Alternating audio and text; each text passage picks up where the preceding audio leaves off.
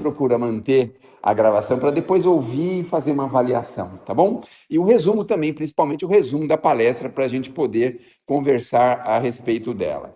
Bom, lá no capítulo 9, item 7, o título é a paciência. Bem-aventurados os mansos e pacíficos, que é o título principal do Evangelho. E neste mesmo capítulo tem lá a afabilidade e doçura, né? Tem a obediência e resignação, e dentre eles tem a paciência. Mas este tema, o Espírito não quis nem se identificar, viu? Porque é de doer essa passagem que ele mostra para a gente. Querem entender como que é de doer? Olha só o que ele começa dizendo para a gente. A dor é uma bênção. Vocês concordam com isso? Que a dor é uma bênção? Ai, que a gente quer se livrar da dor de qualquer jeito, não é mesmo? E ele vem e fala isso, a dor é uma bênção. E o pior é que não é só isso, vai ficando cada vez pior. Olha só como vai ficando pior. Que Deus envia aos seus eleitos. Então, quem está em sofrimento é eleito de Deus. E a gente sempre pensou o contrário. Não pensou o contrário? Porque aquela pessoa que está plena da sua vida, passeando, viajando, tem seus bens materiais, suas coisas, a gente acha que ela é a escolhida de Deus. E aí vem o Espírito e fala que não, não é isso. A dor é uma bênção que Deus envia aos seus eleitos. Olha o que ele continua dizendo: não vos aflijais, portanto, quando sofrerdes. Mas pelo contrário, bendizei a Deus. Deve ser duro a gente agradecer a Deus na hora da dor, não é mesmo? Porque fica com o coraçãozinho tão apertado. A gente não quer, não vê a hora de parar com aquele problema, não vê a hora de resolver.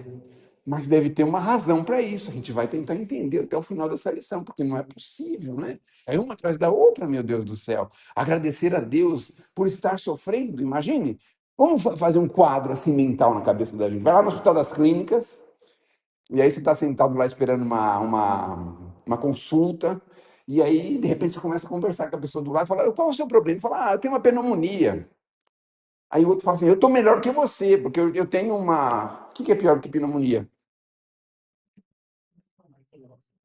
Tuberculose? É uma tuberculose, é do pulmão também, né? Eu tenho uma tuberculose, estou melhor que você. Olha só que conversa mais estranha, não seria estranho, né?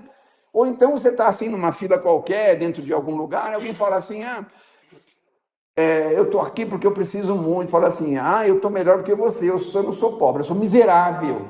Meu Deus do céu, como que a gente poderia aceitar uma coisa dessa, não é? Mas os Espíritos esclarecem para a gente que é a necessidade que nós temos pela nossa passagem pela Terra. Já ouviram falar que a Terra não é um planeta de delícias, um mundo de felicidades? Que aqui na Terra todo mundo em algum momento precisa de um lencinho. Já repararam isso? Então não tem ninguém que é perfeito aqui na Terra. Todo mundo tem imperfeição. E é exatamente por isso que, como nós temos imperfeições, nós temos a dor, porque nós somos imperfeitos. Quanto mais perfeitos nós formos, menos dor nós teremos. Então, o que ele pode dizer aí para a gente?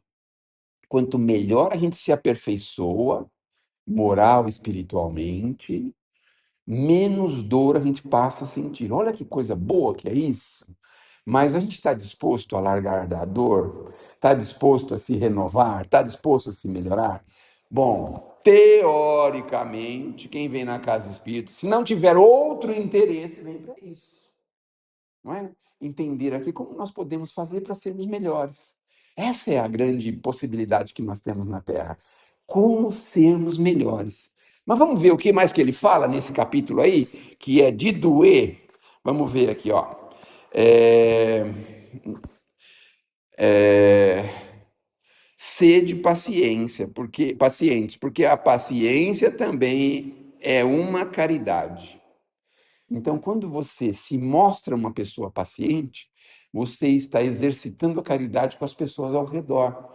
Então, diante de um momento difícil, num momento de agitação, num momento de turbulência, se você se mantém paciente, você está praticando a caridade ao seu redor. Olha que interessante que é isso, não é?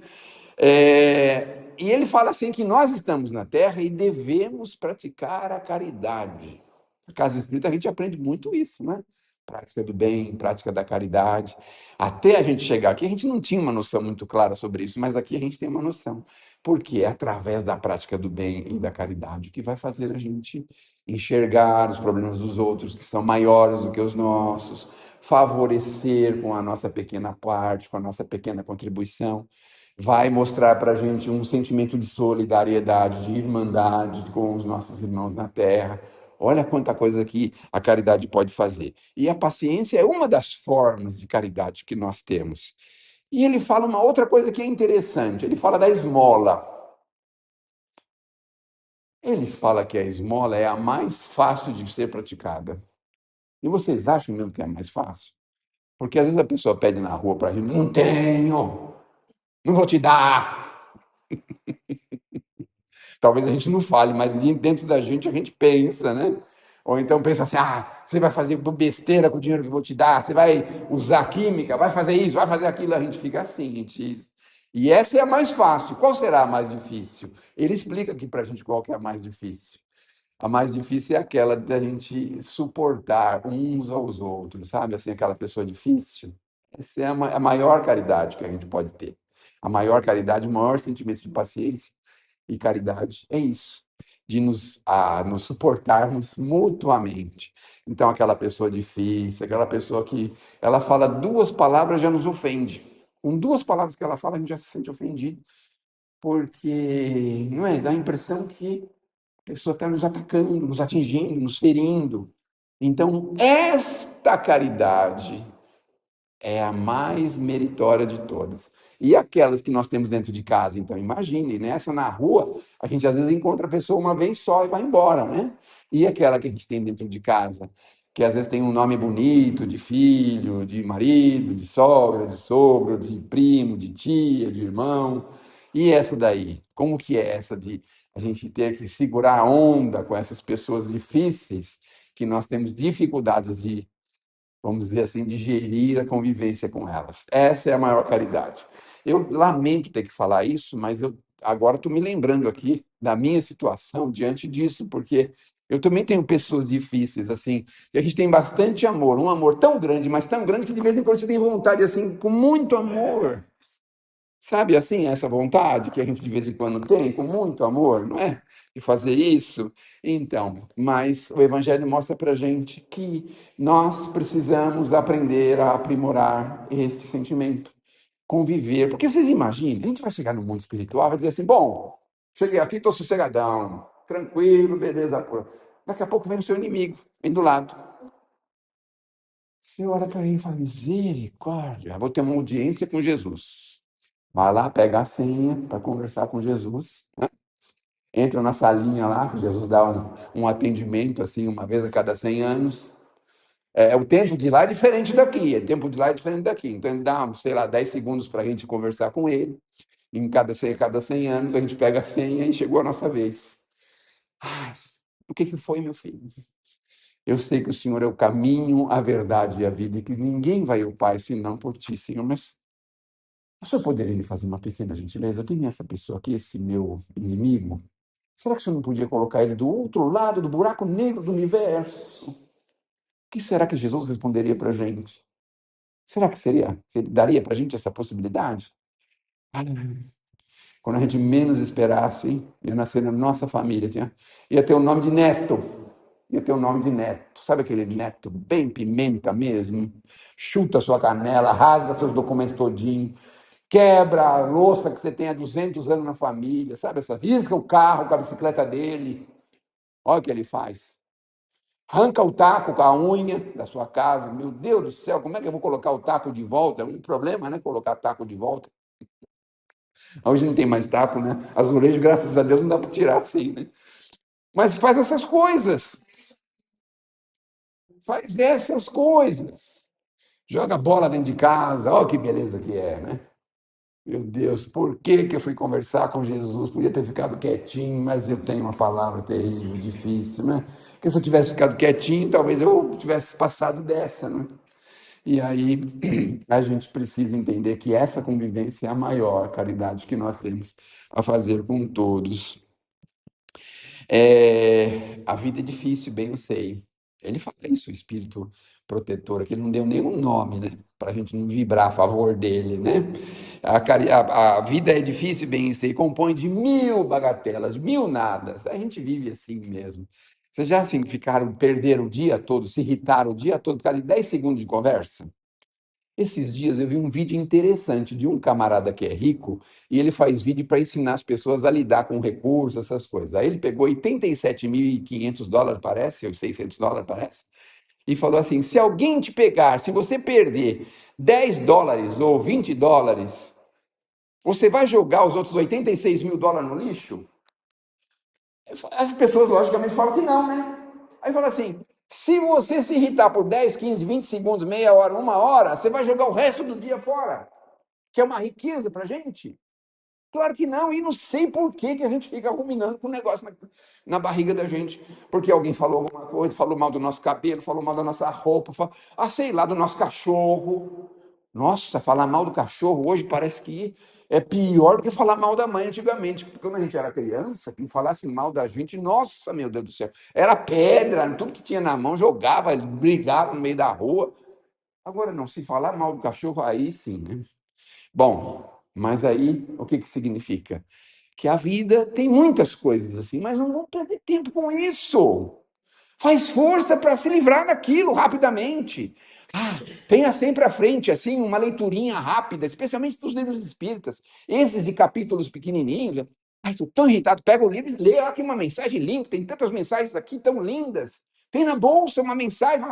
Ai, não aguento olhar na cara do meu patrão. Vai lá no banheiro, pega uma mensagem dessa e lê essa mensagem. Talvez quando você saia, ele nem esteja mais lá. E graças a Deus você não precisa mais olhar para a cara dele. Mas fazer esforço para a gente aprender a se suportar uns aos outros. Essa é a grande sacada que nós precisamos. E ele fala assim, das alfinetadas, que acabam nos ferir. Se nós atentarmos para os nossos deveres que são impostos, se nós atentarmos nas consolações e compensações que nós temos, por outro lado, que nós recebemos, nós vamos reconhecer que as bênçãos são muito mais numerosas do que as aflições. Você já consegue reconhecer isso? Se a gente pegar, por exemplo, final do ano é dia de balanço, final do ano, todo mundo pensa assim, final do ano, está chegando o final do ano que vem eu vou aprender uma língua, vou tocar um instrumento, a gente começa a fazer um monte de previsão, né? De um monte de como é que é? De promessa pessoal, né? De compromisso pessoal. Vou ajudar na casa espírita, vou ajudar no mutirão da casa espírita para limpar a casa espírita, vou fazer isso. Aí chega o final do ano, passa as festas, tudo, a casa fica uns dias fechada, aí quando a gente volta, a gente já volta meio esquisito, meio diferente. Mas o que ele está falando para a gente é o seguinte: além desse compromisso, a gente, se for somar os nossos dias, pensem bem, a gente tem dias difíceis, dias que foram tragédias, dias que foram terríveis para nós. Mas as bênçãos que nós já recebemos são muito mais numerosas. Sabe, aquele emprego que a gente conseguiu, casinha que a gente mora, que a gente adora, as coisinhas que a gente tem, o fato de poder escolher o que vai comer. Nossa, isso já pensaram? Que alegria que é isso? Pensa assim, não, hoje eu não quero comer carne. Não, hoje eu não quero comer verdura. Você pode escolher. E quantas pessoas não podem escolher? Tem que comer o que vê na frente. Então, a possibilidade que a gente tem de se locomover, alguns de nós têm carro, algum meio de transporte, ou vivendo numa cidade como a São Paulo, que a gente pode sair e voltar a qualquer hora do dia e da noite, que tem recurso para tudo quanto é lado, que a gente pode usar. Meu Deus do céu! Sistemas de saúde, imagine, 50, 100 anos atrás. 100 anos atrás a gente não podia ter nem um sapato. A pessoa tinha um sapato, lembra esse sapato de madeira? É o pessoal do sul que faz, né? De tamanco, né? Tamanco, então, tamanco, fazia tamanco para andar, meu Deus do céu, terrível. Alpargata, né? Também. É melhor a gente parar por aí, que eu já estou relembrando essas coisas. Está me denunciando aqui. Muito bom. Então a gente quase não tinha recursos como a gente tem hoje. Então hoje, assim, desculpe falar mal das mulheres, mas hoje a mulher vai na estante dela lá e ela olha assim, falando: sandália não quero, sapato também não, tênis muito menos, deixa eu ver o que eu vou pôr. Pode escolher. tem. Eu não vou questionar quantos sapatos alguma mulher aqui tem, mas vamos imaginar que tem pelo menos 30 pares de sapato. É? Soma lá hoje, quando voltar agora, assim, eu vou acabar com aquele cara. Eu não tenho 30 pares de sapato. Soma para ver quantos que você tem lá. Então, quando vai comprar, eu vou querer um azulzinho e um pretinho, porque o pretinho vai com todas as roupas. O azulzinho é com uma roupa que eu tenho especial para ele. Então a gente faz isso, não é? E já imaginaram antigamente quanta dificuldade a gente tinha? Quantos problemas a gente tinha? Lembra da cisterna? Deixa que eu falo. A senhora lembra, mas não fala. Fica quietinha. Cisterna, poço que puxava água com o balde, sabe assim? Não é mesmo?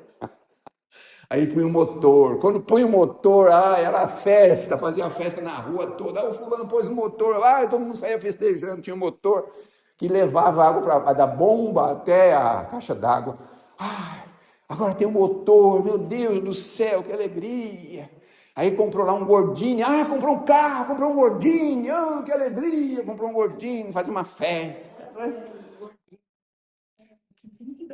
Tinha um Volkswagen bem antigo, aquele trabalho da vidinho de trás era redondinho. Gordinho, Fusca, né? Vou parar, porque minha reputação está diminuindo aqui. Então, E o bom não tinha tanta maldade como tem hoje. era diferente, era bem diferente. Era diferente. É.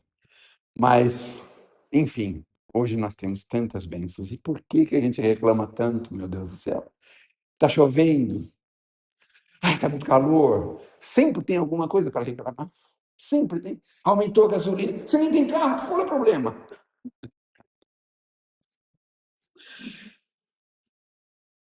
Já chega, né? Mais um minutinho, né? Mais um minutinho, tá bom. Então, é assim. Coragem, meus amigos, coragem.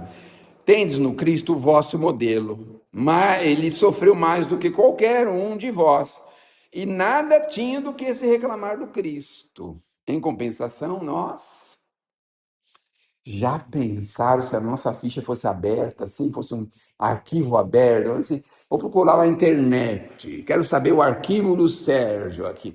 Quantas encarnações? 10 encarnações para trás, aí puxa assim aquela ficha. Já pensaram como é que ia ser? Quanta coisa a gente teria nesse arquivo, meu Deus do céu. Do Cristo a gente não tinha nada para falar dele. Olha o que aconteceu com ele. Agora imagine a gente, as coisas que a gente já fez.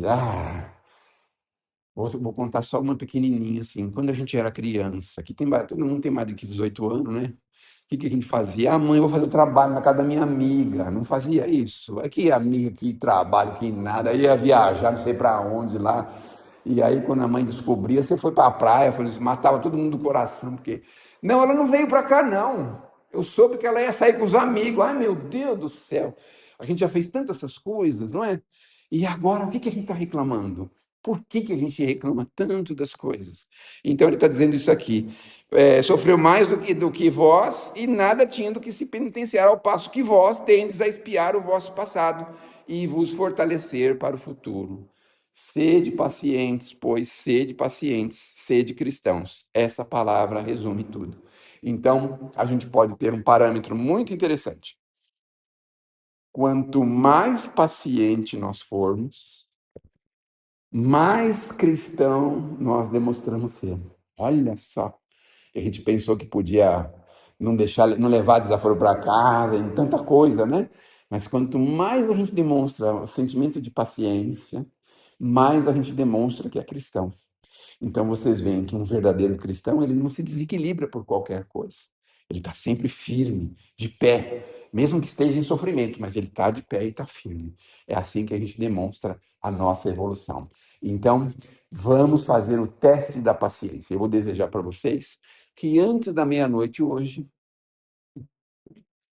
até antes da meia-noite de hoje, todos vocês sejam testados na paciência. Menos eu que estou falando, né? Só vocês, tá bom? Todos vocês sejam testados na paciência, seja pelo telefone, pelo WhatsApp da família, pelo resultado do futebol, qualquer coisa. Então vamos ver se a gente consegue passar no teste da paciência, tá bom? Que Deus nos abençoe, que Jesus nos ilumine e não perca as esperanças, viu? Toda semana tem alguém muito competente aqui. Aqui não tinha mais ninguém para vir aqui, então eles me chamaram, foi eu que tive que vir. Tá bom? Muito obrigado.